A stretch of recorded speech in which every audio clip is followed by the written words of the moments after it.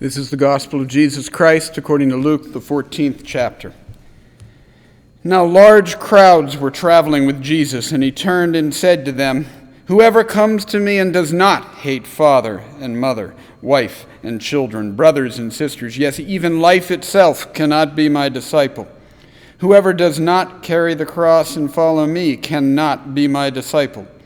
For which of you, intending to build a tower, does not first sit down and estimate the cost to see whether he has enough to complete it? Otherwise, when he has laid a foundation and is not able to finish, all who see it will begin to ridicule him, saying, 'This fellow began to build and was not able to finish.'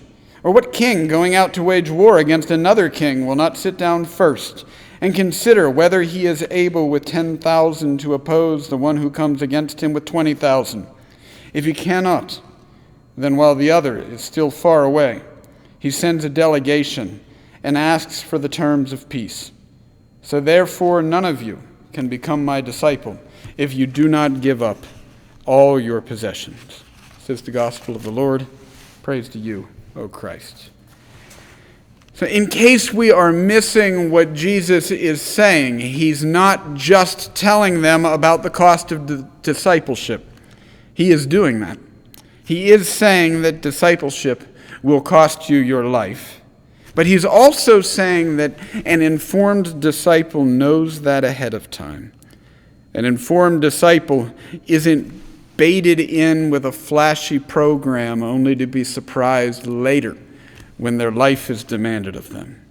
But neither is an informed disciple told that they must give their life to the cause. Jesus is saying that a wise disciple, like the builder or the king, assessed the cost ahead of time, understood what it was, and then still chose to go ahead with it.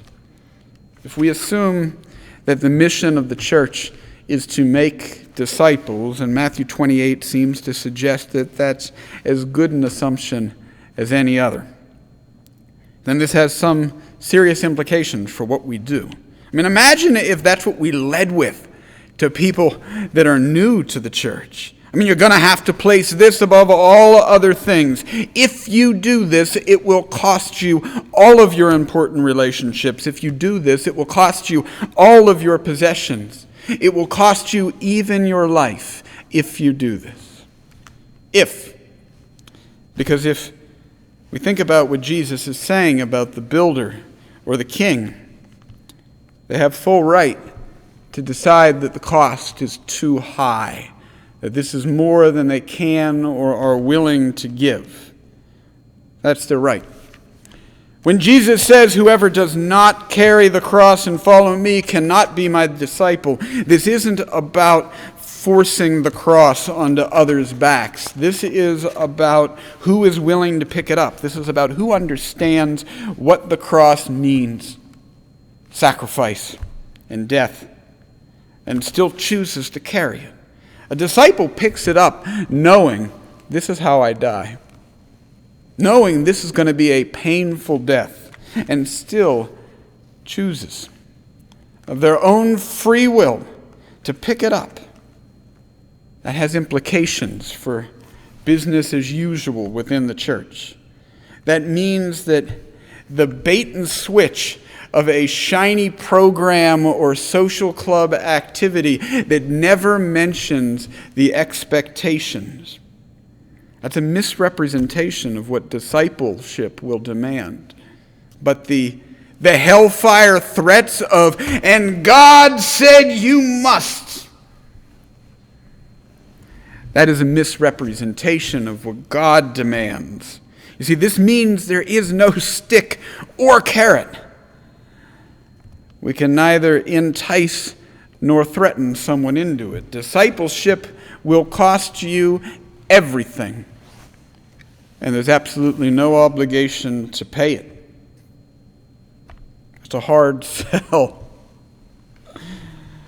The question is, if we're honest, if we give people an authentic assessment of the cost and we let them know that God will love them whether or not they pay it, then how do we make disciples?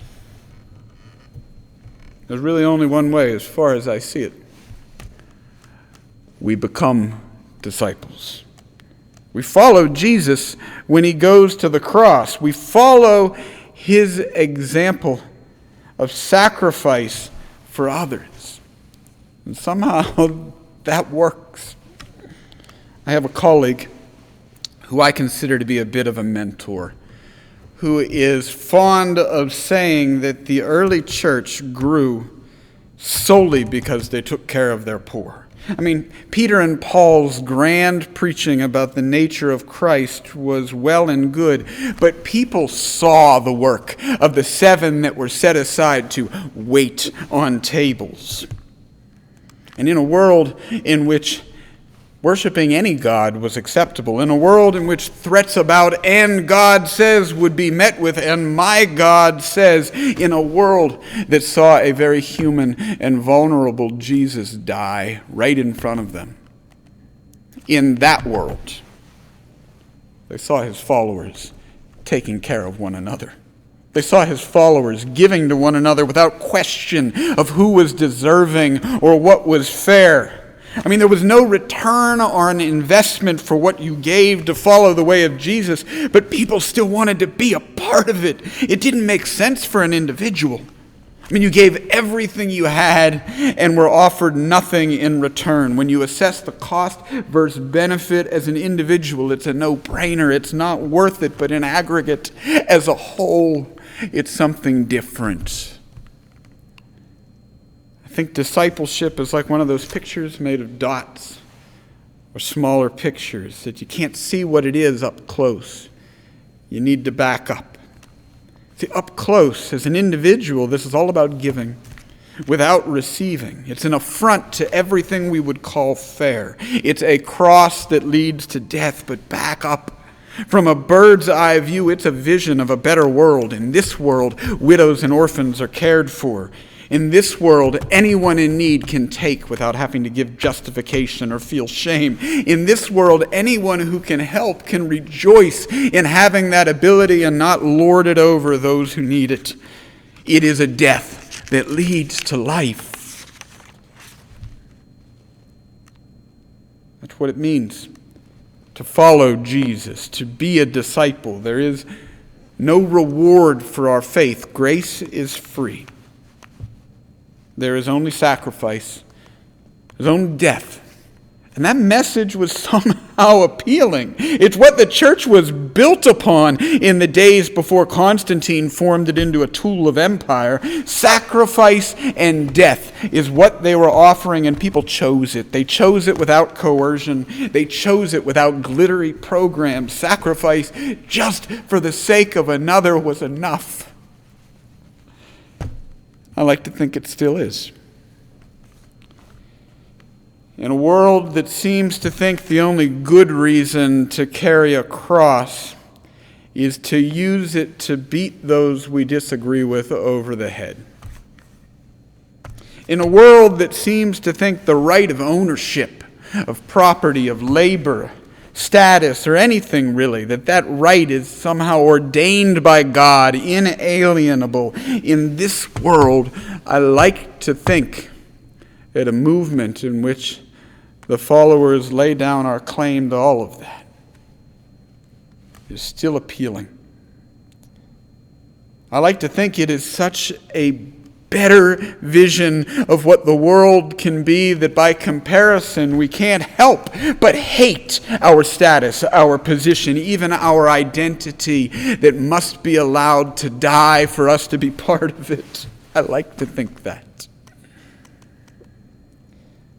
I don't know if the institutional church is still capable of being that movement. I really don't. We have a lot of baggage that we are hesitant to put down. But it's possible. It's possible for us to be examples of that sacrifice, for the world to see in us a tiny little microcosm of that coming kingdom.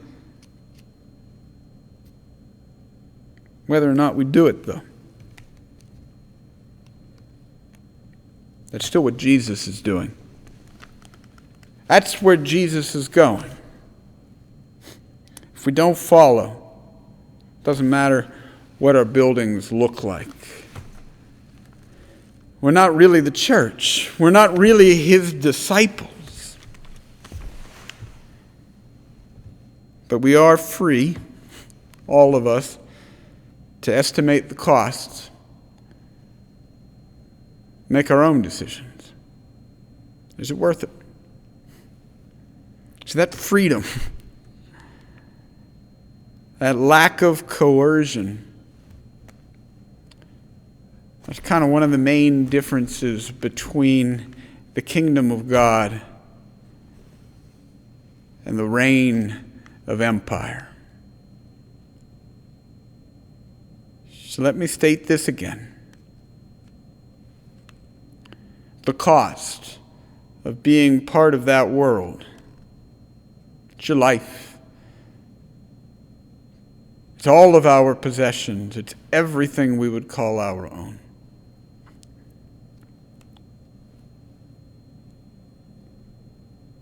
He's worth it.